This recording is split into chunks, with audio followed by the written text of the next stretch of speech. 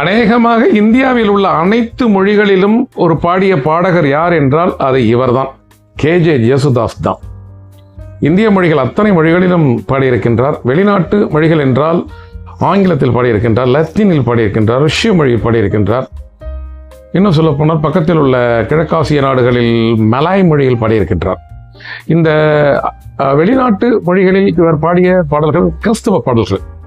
மற்றபடி நம்ம இந்திய மொழிகளில் பாடிய பாடல்கள், திரை இசை பாடல்கள் நிறைய பாடியிருக்கின்றார் கேஜே ஜேசுதாஸ். ஜேசுதாஸ்கிட்ட போயிட்டு இப்போ நீங்கள் எத்தனை பாடல்கள் இதுவரைக்கும் நீங்கள் பாடியிருக்கிறீங்க அப்படின்னு கேட்டால் ஒரு புன்னகை, ஒரு சின்ன புன்னகை தான் போக்கின்றார். என்னவென்றால், நான் எழுதி வைத்துக் கொள்வதில்லை, நான் எத்தனை பாட்டு பாடியிருக்கின்றன, அடுத்த முறை நான் எழுதிக்கிறேங்க வாங்க அப்படிங்கிறார். அதாவது ஒரு கணக்கீட்டின்படி இவர் பாடிய மொத்த பாடல்கள் 40,000-ஐயும் தாண்டுகிறது.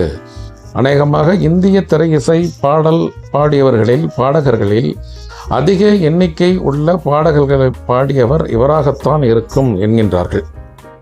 இறை நம்பிக்கை அதிகம் உள்ளவர் ஜேசுதாஸ். குறிப்பாக எந்த மத பேதமும் இல்லாமல் எல்லா தெய்வங்களையும் வணங்கக்கூடியவர். சபரிமலைக்கு செல்பவர். சபரிமலை சாஸ்தாவை பற்றி நிறைய பாடல்கள் பாடியிருக்கின்றார். முருகப்பெருமானை பற்றி பாடியிருக்கின்றார். விஷ்ணு கோத்திரங்கள் பாடியிருக்கின்றார். அது மாதிரி சிவ தோத்திரங்கள் நிறைய பாடியிருக்கின்றார். ஆக இவர் இன்ன மதத்தைச் சேர்ந்தவர், இன்ன மதத்தின் பாடல்களை தான் பாடுவார் என்றெல்லாம் இல்லை. அவர் அதிகம் பாடியது தமிழ் மொழியில் உள்ள பக்தி பாடல்கள் என்கின்றார்கள். அதாவது பக்தி பாடல்கள் வரிசையில் தமிழ் மொழி பக்தி பாடல்கள் நிறைய பாடியிருக்கின்றார் என்கின்றார்கள். இந்த இசை மாமேதையின் முக்கியமான வாழ்க்கை குறிப்புகளை நாம் இந்த வீடியோவில் காண்போம். கட்டசேரி ஜோசப் ஜேசுதாஸ் என்பதுதான் இவருடைய முழு பெயர். தந்தையின் பெயர் ஜோசப். பிறந்தது கேரளாவில் 1940 ஜனவரி 10ஆம் தேதி பிறந்திருக்கின்றார். பிறந்த நேரம் நல்ல நேரம். இசை உலகத்திற்கு கிடைத்த ஒரு வரப்பிரசாதம் என்று தான் சொல்ல வேண்டும். இல்லை என்றால் இப்படி ஒரு இசை சிற்பியை நாம் பெற்றிருந்திருக்க முடியாது என்கின்றார்கள் இசை மாமேதைகள். இவர் 4 மொழிகளில் கோலோச்சியவர். தமிழ், தெலுங்கு, மலையாளம், கன்னடம், துளு. இந்த திராவிட மொழிகள் அனைத்திலும் வல்லமை பொருந்திய மிகவும் ஹிட் சாங்ஸ் நிறைய கொடுத்திருக்கிறார். இருந்தாலும் கூட எனக்கு பாலூட்டியது கேரளம், மலையாளம், ஆனால் சோறு போட்டது சென்னை, தமிழ் என்று அடக்கமாக சொல்கின்றார் ஜேசுதாஸ் அவர்கள். நான் கடந்து வந்த பாதை மிகவும் கஷ்டமானது, அதை சொல்லி அடுத்தவர்களை கஷ்டப்படுத்த விரும்பவில்லை என்று மிகவும் தன்னடக்கத்துடன் கூறும் ஜேசுதாஸ் அவர்கள் த பெல்ஸ் ரோடு என்ற ஒரு சாலையை என்னால் மறக்க முடியாது என்கின்றார். அதாவது அந்த புதுப்பேட்டைக்கும் அந்த மவுண்ட் ரோடு அண்ணா சாலைக்கும் இடைப்பட்ட சாலை. அந்த சாலையில் ஒரு பாலம் இருக்கும். அதில் அமர்ந்து நான் நிறைய சாகசம் பண்ணியிருக்கின்றேன். அங்கிருந்து கோடம்பாக்கம் வரைக்கும் நடந்து செல்வேன். நான் பார்த்த இசை அமைப்பாளர்கள் அனைவரும் என் குரலை கேட்டுவிட்டு மெச்சுவார்களே ஒழிய வாய்ப்பு தர மாட்டார்கள். நான் வெகு தூரம் நடந்து கொண்டிருக்கும் பொழுது அந்த தூரம் தெரியாமல் இருப்பதற்கு மனதில் நான் பயிற்சி எடுத்துக்கொண்டே செல்வேன் என்றெல்லாம் சொல்கின்றார் ஜேசுதாஸ். இவருக்கு முதலில் வாய்ப்பு தந்தது யார் என்றால் வீணை பாலச்சந்தர். தன்னுடைய படம் பொம்மை என்கின்ற படம். அந்த படத்தில் நீயும் பொம்மை நானும் பொம்மை நினைத்து பார்த்தால் எல்லாம் பொம்மை என்கின்ற மிகவும் ஒரு டெம்போ, ரொம்ப ஒரு ஸ்லோவான டெம்போவில் உள்ள ஒரு அற்புதமான பாடலைத்தான் நான் முதலில் பாடினேன் என்கின்றார் ஜேசுதாஸ். அந்த பாடல் பதிவேற்றம் செய்யப்படும் பொழுது இவர் மிகவும் ஆச்சரியப்பட்டு போனாராம். காரணம் என்னவென்றால், ஒரு திரை இசை பாடல் பதிவாகின்றது. ஆகவே நிறைய ஆர்கெஸ்ட்ராஸ் பிளேயர்ஸ் இருப்பாங்க, நிறைய இன்ஸ்ட்ருமெண்ட்ஸ் இருக்கும். அப்படிங்கிற ஒரு ஐடியா, அந்த ஐடியாலஜிக்கிலே நான் உள்ளே போகிறேன். உள்ளே போய் பார்த்தா ஒரு விரல் விட்டு எண்ணக்கூடிய இன்ஸ்ட்ருமெண்ட்ஸ் மட்டுமே அங்கே இருந்தன. அந்த தம்பூரா மிக உயரமாக இருந்து கொண்டிருந்தது. அதுபோல் அந்த ஹார்மோனிய பெட்டி, அது கொஞ்சம் எலக்ட்ரானிக் வர்றதுக்கு முன்னாடி ஒரு எலக்ட்ரிக்கல் கனெக்ஷன் கொடுத்து அதை வச்சுருந்தாங்க. அந்த பாடலை என்னை பாடச் சொன்னார்கள்.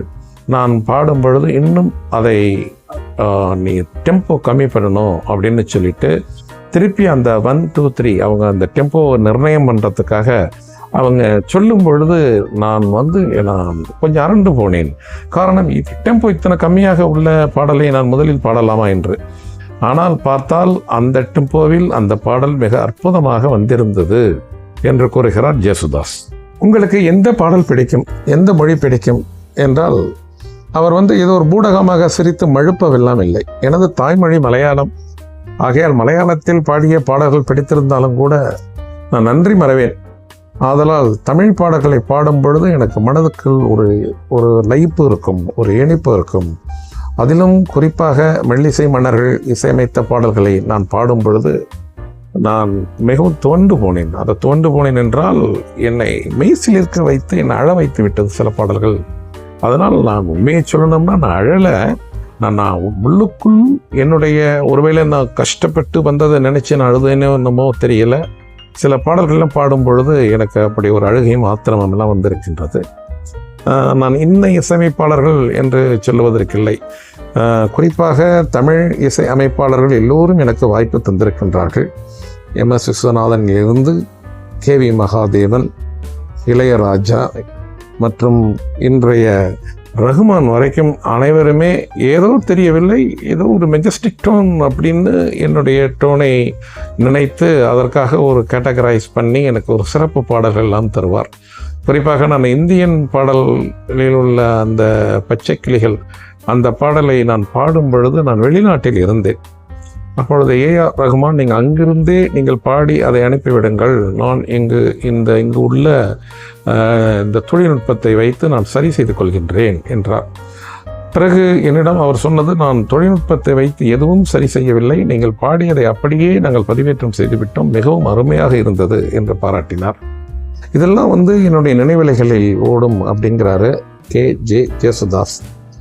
அத்தோடு அல்லாது இசைஞானி இளையராஜாவினுடைய இசையில் பாடும் பொழுது ஒரு சிறிய ஒரு நோட் கூட நான் பிசகக்கூடாது என்பார். அப்பொழுது எனக்கு கொஞ்சம் ஏதோ என்னை கண்ட்ரோல் செய்தது போல இருக்கும்.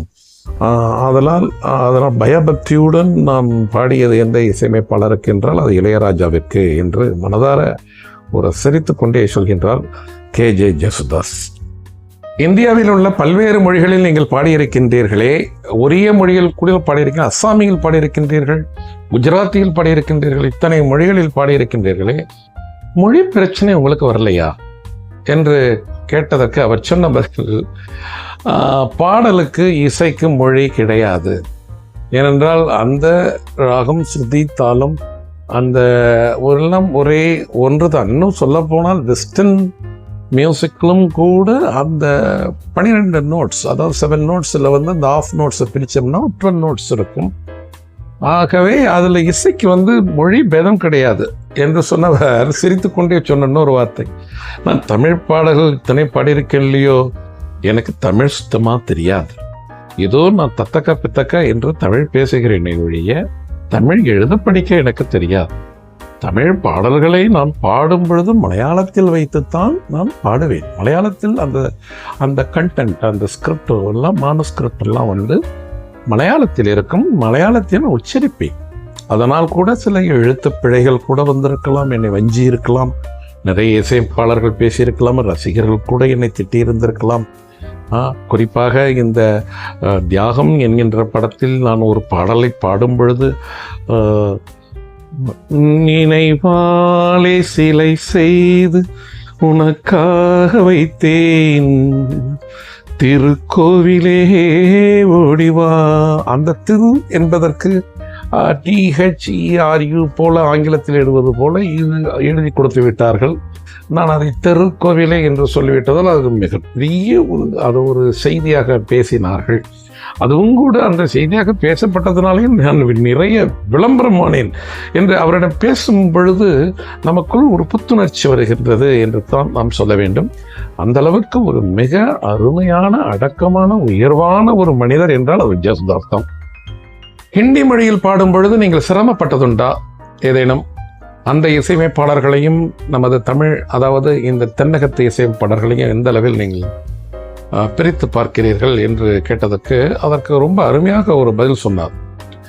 அதாவது அங்கு உள்ள இசை அந்த வியாபிப்பு அப்படிம்பாங்க, அந்த நொட்டேஷன் அவங்க கொண்டு போகிறது வந்து ஒரு இன்னும் சொல்ல போனால் அந்த ஸ்தாயிகள்னு இருக்கும், ஆக்டேவ்ஸ். இந்த ஃபர்ஸ்ட் ஆக்டிவ், செகண்ட் ஆக்டிவ், அது மாதிரி அந்த 5வது ஆக்டிவ் 6வது ஆக்டிவில் வயலின் அதெல்லாம் கொடுப்பாங்க. அவங்க அந்த ஃப்ரேஸ்லாம் தருவாங்க. அப்போது அந்த பாடுபவர்களுடைய வாய்ஸும் கூட ரொம்ப ஒரு திக் பேஸாக இருக்க முடியாது. அதனால் தான் நம்ம என்னுடைய குரலும் கூட அந்த ஹிந்தி பாடல்களுக்கு ஒத்து வராததே. ஏனென்றால் என்னுடையது ரொம்ப ஒரு பேஸாக இருக்கின்ற ஒரு குரல். அங்கு அவர்கள் வந்து இந்த முகமது ரஃபி மற்றும் அங்கு உள்ள இந்த உங்களுக்கு அந்த ஃபீமேல் சிங்கர்ஸில் பார்த்தீங்கன்னா ஷா போஸ்லேயிலேருந்து அவங்க லதா மங்கேஷ்கர், அவங்களுடைய குரல்கள் எல்லாம் அந்த உச்சஸ்தாயிகளில் செல்லும் பொழுது அந்த மென்மையாக இருக்கு. நம் பாடகர்களும் அந்த உச்சஸ்தாயில் செல்லும் பொழுது நாம் சுதி கலைக்க மாட்டோம், அதே சுதியில் தான் பாடுவோம். இருந்தாலும் அவர்கள் பாடுவது அந்த ஆக்டேவ் மாறும். ஆக்டேவ் என்றால் அந்த 3rd ஆக்டேவ் 4th ஆக்டேவ் சற்றே ஒரு விதமான இந்த ஷார்ப்னஸ் இருக்கும். அதனால ஷார்ப்னுங்க இல்லையா, SHARP அந்த அது இருக்கும். அந்த மாதிரியான வித்தியாசம் தானே ஒழிய அதாவது தென்னிந்திய பாடல்களுக்கும் வட இந்திய பாடல்களுக்கும் ஒரு பிரிட்ஜ் இருக்கலாம், நான் அதை இல்லைன்னு சொல்லலை. ஆனால் அதுவும் அதற்கு இதுவும் சளைத்ததில்லை. அதுதான் நம்மளால சொல்ல முடியும். நம்ம வந்து இசையில கரை கண்டவர்கள் இல்லை. ஏன்னா இந்த இசையை சிருஷ்டித்தவர்கள் கூட இசையை பற்றி பேசும் பொழுது கொஞ்சம் அடக்கி பேச வேண்டும். அதனால் அத்துடன் நிறுத்திக் கொள்கின்றேன் என்கின்றார் ஜேசுதாஸ் அவர்கள். செம்பங்குடி சீனிவாச ஐயர் நீங்கள் உச்சரிக்காத ஆளே இல்லை, அவரை பற்றி நீங்கள் சொல்லாமல் இருந்தீர்கள். அவர் போல இன்னும் நிறைய பேர் உங்கள் மனதில் இருப்பார்களே என்று நாம் வினவியதற்கு அவர் சொன்ன பதில் செம்பங்குடி சீனிவாச ஐயர். அவர் மாத்திரமில்லை, அவர் மாதிரி அவங்க எல்லாம் வந்து கத்தாக்கள். அவர்கள்தான் ஒரு பிதாக்கள். இந்த இசையை பொறுத்த வரைக்கும் நம்ம செய்கிறதெல்லாம் அவங்க செஞ்சதில் வந்து ஒரு சின்ன ட்ராப் கூட நம்ம பண்ணலை. அத்தோடு நிறுத்திக்குவோம் அதை. ஏன்னா அவங்கள பற்றி பேசுறதுக்கு நமக்கு தகுதிகள் வேணும் என்றார். ஆனால் ஒற்றை வரியில் அவர் சொன்னது என்னவென்றால், அவர்கள் வணங்கக்கூடியவர்கள், அவர்கள் இட்ட பிச்சை. நாம் எல்லாம் இப்பொழுது நாம் என்ன செய்கின்றோம் என்றால், அவர்கள் செய்த அந்த கீர்த்தனைகளுக்கு முன்பு நாம் செய்வதெல்லாம் ஒரு சின்ன ஒரு சாரல்கள். அந்த சாரல்னு சொல்ல முடியாது, சாரல்களில் உள்ள டிராப்ஸ் அப்படின்னு தான் நான் சொல்லுவேன் என்று மிக மிக அழகாக கூறுகிறார் ஜேசுதாஸ். தமிழ் திரையிசை பக்கம் நாம் அவரை திருப்பினோம். அந்த வகையில் உங்களுக்கு பிடித்த பாடல் தமிழ் பாடல்களில், நீங்கள் பாடிய திரையிசை பாடல்களில் என்றதற்கு நான் எனக்கு பிடித்த பாடல்களை நான் சொல்ல வேண்டுமானால் நீங்கள் இங்கேயே நிற்க வேண்டும். ஏனென்றால் எல்லா பாடல்களையும் நான் பாடுவேன். ஏனென்றால் எல்லாமே எனக்கு பிடித்த பாடல்கள். இந்த இசையமைப்பாளரிடம் பாடியது அந்த இசையமைப்பாளரிடம் பாடியது தான் சிறந்தது என்றால் அது மிகப்பெரிய பிரச்சனையாகிவிடும். இருந்தால் மனதுக்குள் 1-2 நான் ஒழித்து கொண்டே இருக்கலாம் மனதிற்குள். ஆனால் இந்த பாடல் பிடிக்கும் அந்த பாடல் பிடிக்கும் என்றெல்லாம் சொல்ல முடியாது. எல்லா பாடல்களுமே எனக்கு பிடிக்கும். ரசிகர்களுக்கு பிடித்தது ரசிகர்களுக்கும் அது பிடிக்கும்னு நான் நினைக்கிறேன் என்கின்றார். அதில் கூட அவருடைய அந்த தன்னடக்கம் என்பது அந்த தன்னடக்கம் கூட ஒரு ஆர்டிஃபிஷியல் தன்னடக்கம் எல்லாம் இல்லை. அவர் இயற்கையாகவே அப்படித்தான் பேசுகிறார்.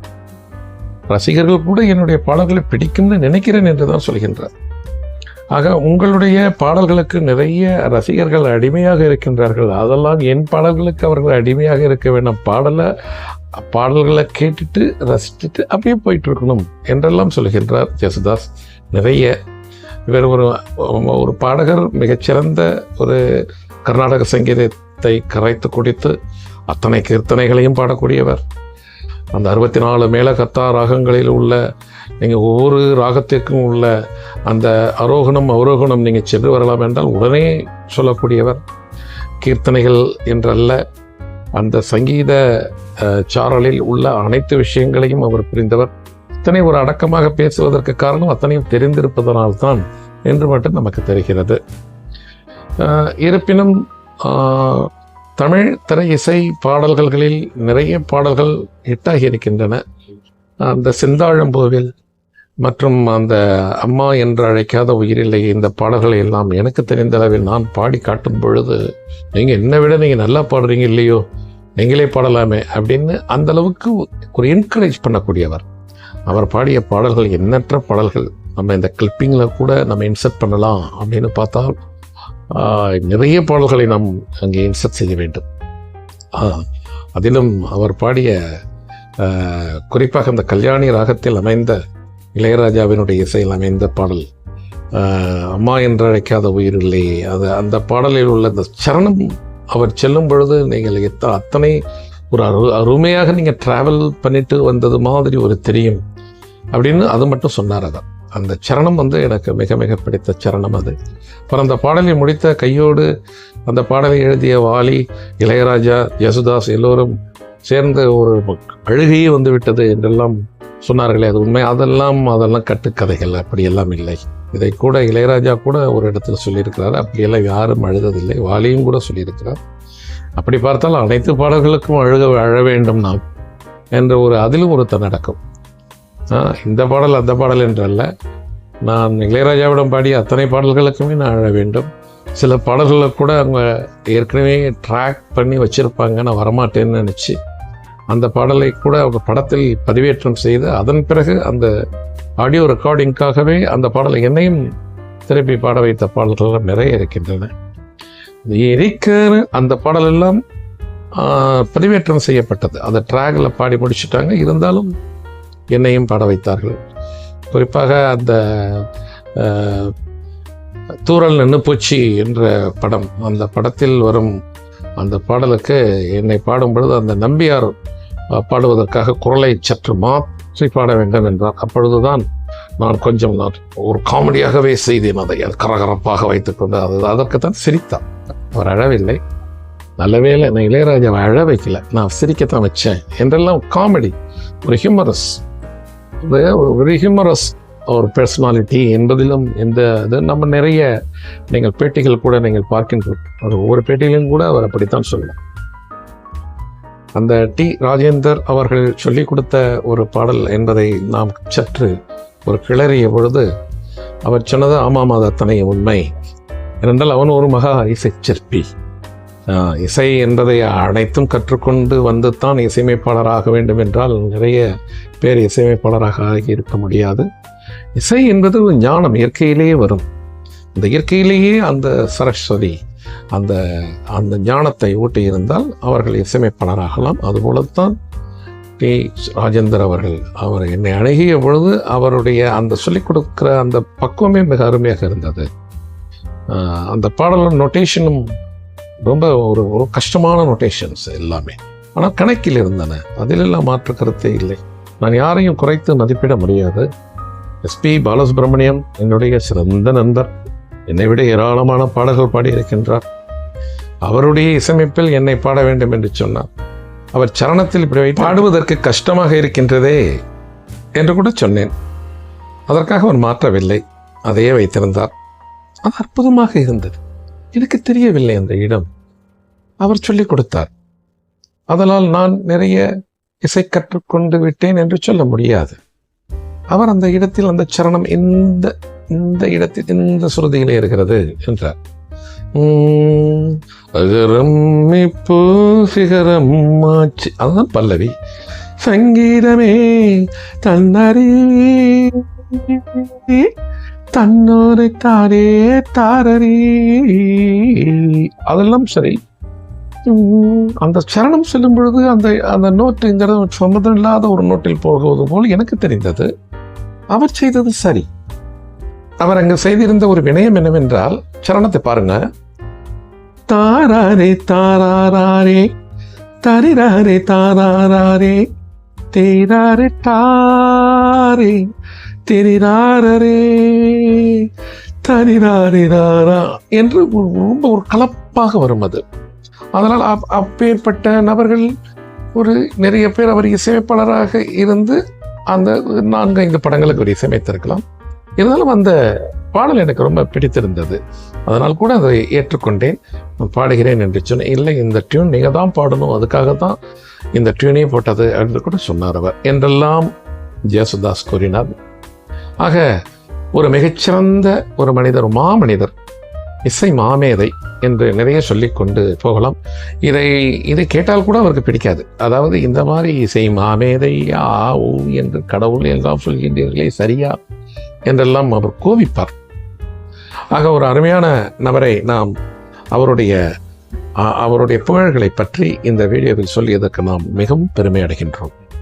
மற்றொரு முறை மற்றொரு நபரை பற்றி நாம் சந்திப்போம் நேர்களே. நன்றி கூறி வணக்கம் கூறி விடை பெற்றுக்கொள்வது உங்கள் மகேந்திரன் குளோபல் டிவியில் இருந்து. நன்றி, வணக்கம்.